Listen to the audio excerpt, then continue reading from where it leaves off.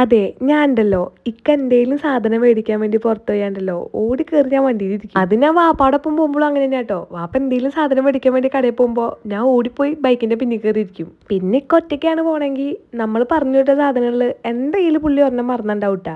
അപ്പൊ നമ്മൾ എന്താ പറഞ്ഞു തന്നെന്ന് വെച്ചാൽ ഇക്ക മൂവാറ്റുപുഴയ്ക്ക് പോയപ്പോ ഞാനും കൂടെ പോയിട്ടോ. വീട്ടിലേക്ക് കുറച്ച് സാധനങ്ങൾ മേടിക്കാണ്ടായിരുന്നു. ഞാൻ പറയാറില്ലേ, ഇൻസ്റ്റയിലോ യൂട്യൂബിലോ എന്തെങ്കിലും കുക്കിംഗ് വീഡിയോ കണ്ടാ അത് പരീക്ഷിച്ച് നോക്കിയില്ലെങ്കിൽ ഒരു സമാധാനം ഇല്ലാട്ടാ. അപ്പൊ അതിന് കുറച്ച് സാധനങ്ങൾ മേടിക്കണമായിരുന്നു. ഞങ്ങൾ വെന്നോക്കി ഒരു പെട്ടി വണ്ടിന്ന് പഴവും ചേമ്പും അതുപോലെ കുറച്ച് സാധനങ്ങളൊക്കെ മേടിച്ചു. പിന്നെ അവിടെ ഞങ്ങൾ നേരെ പോയത് ബിസ്മിലേക്ക് കയറി. അതിന്റെ ഉള്ളിൽ കൂടെ കുറച്ചു നേരം കറങ്ങിയടി ചേർന്ന് ആവശ്യമുള്ള സാധനങ്ങളൊക്കെ വാങ്ങി അവിടെ നിന്ന് ഇറങ്ങിയിട്ടാ. അവിടെ നിന്ന് പിന്നെ ഞങ്ങൾ ഫുഡ് അടിക്കാൻ പോയി. വീട്ടിൽ നിന്ന് ഇറങ്ങിയ പിന്നെ വിശപ്പ് കൂടുതലാണല്ലോ. ഞങ്ങൾ അൽറീമിലെ മന്തി കഴിക്കാനായിട്ട് പോയത്. നമ്മൾ ഒരു പ്രാവശ്യം കഴിച്ചു കഴിഞ്ഞാൽ വീണ്ടും വീണ്ടും കഴിക്കണം എന്ന് തോന്നുന്ന മന്തി ഇത് മാത്രമേ ഉള്ളൂ കേട്ടാ. അങ്ങനെ ഇവിടുന്ന് മന്തിയും കഴിച്ച് വീട്ടിലേക്ക് ഫുഡും പാഴ്സൽ വാങ്ങി ഞങ്ങൾ അവിടെ നിന്ന് ഇറങ്ങിയിട്ടാ. അവിടെ നിന്ന് വീട്ടിലേക്ക് പോകണ നോക്കി ഒരു കടയുടെ ഫ്രണ്ടിൽ കുറെ സാധനങ്ങൾ ഉപ്പിലിട്ട് വെച്ചിട്ടുണ്ടായിരുന്നു. ഉപ്പിലിട്ട മാങ്ങ, പപ്പായ, അതുപോലെ കുറെ സാധനങ്ങൾ ഉണ്ടായിരുന്നു.